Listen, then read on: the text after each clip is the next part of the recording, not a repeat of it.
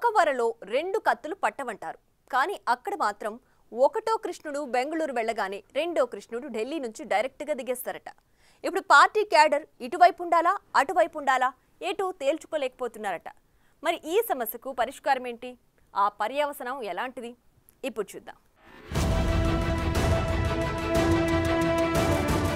ఒకరు పోలీసులతో ఢీ అంటే ఢీ, మరొకరు విచారణకు కూడా ప్రమాణ స్వీకారానికి వెళ్లే రేంజ్ లో కాన్వాయ్తో హంగామా.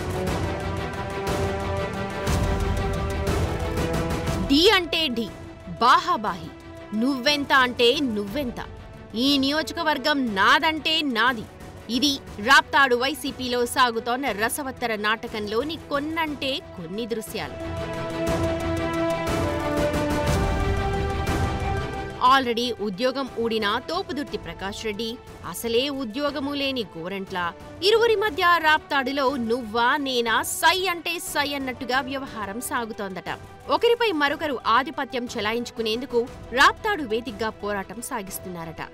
ఒక పక్క ముచ్చటగా మూడోసారి ఎమ్మెల్యే అయిన పరిటాల సునీత సవాల్ విసురుతూ ఉంటే, మరోపక్క గోరంట్ల మాధవ్ను ఎలా కట్టడి చేయాలో అర్థం కాక బుర్ర బద్దలు కొట్టుకుంటున్నారట తోపుదుర్తి.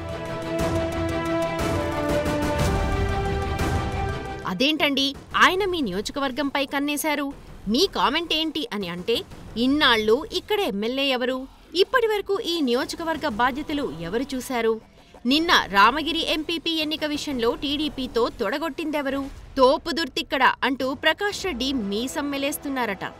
అదేంటండి, ప్రకాష్ రెడ్డి అలాగంటున్నారని గోరంట్లను అడిగితే, మరి ఆయనంత తోపైతే బెంగళూరు ఎందుకు పారిపోతున్నట్టు అంటూ కౌంటర్ అటాక్ చేస్తున్నారీయన. దానికి తోడు ఈ సెగ్మెంట్లో తన సామాజిక వర్గ ఓటర్లు కూడా అత్యధికంగా ఉండటంతో ఈ టికెట్ ఎలాగైనా సాధించాలి అన్న ఆలోచనతో ఉన్నారంట గోరంట్ల. ఈ ఏడాది జనవరి 1న రామగిరికి చెందిన కొందరు స్థానిక నేతలు గోరంట్ల మాధవ్కు రాప్తాడు బాధ్యతలు అప్పగిస్తారు అన్న ప్రచారం చేశారట. దీంతో ఆగ్రహానికి గురైన ప్రకాష్ రెడ్డి వారిని పార్టీ నుంచి సస్పెండ్ చేయించారట. స్థానిక బీసీ వర్గంలో ప్రకాష్ రెడ్డి తమకు వద్దంటూ అంతర్గత సమావేశాల్లో తమ నిరసన వ్యక్తం చేసినట్టు సమాచారం.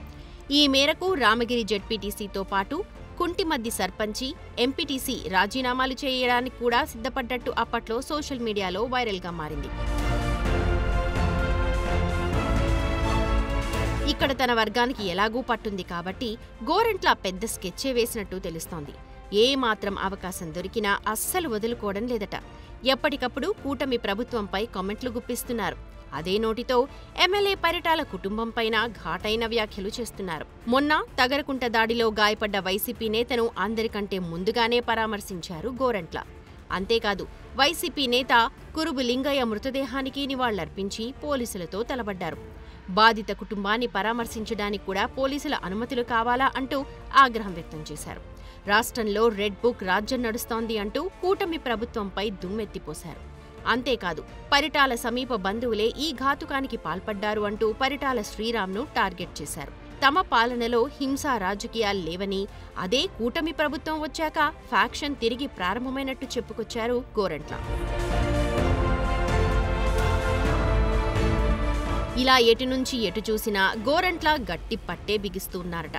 ఈ విషయం గుర్తించిన ప్రకాష్ రెడ్డి ఇటీవల రామగిరి ఎంపీపీ ఎన్నికలను 2 వారాల పాటు వాయిదా వేయించగలిగారు. కానీ తిరిగి తనను కేసులు తరుముకు రావడంతో తిరిగి బెంగళూరు పారిపోయారట.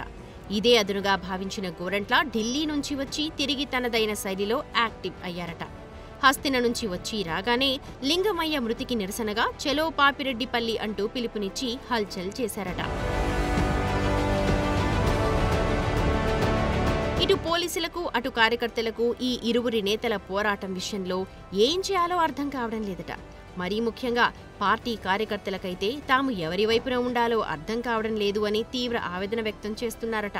మరి చూడాలి, అధిష్టానం వీరి మధ్య ఈ పోటీ ఎందుకు పెడుతోందో, గోరంట్లను ఎందుకు ఎగదోస్తోందో తేలాల్సి ఉందంటున్నారు.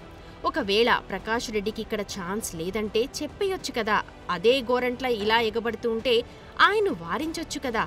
ఏ క్లారిటీ లేకుండా ఇలా ఇద్దరిని ఉసిగొలిపి మా మనోభావాలతో ఆడుకోవడం ఎందుకు అని వాపోవడం రాప్తాడు వైసీపీ కార్యకర్తల వంతుగా మారిందట.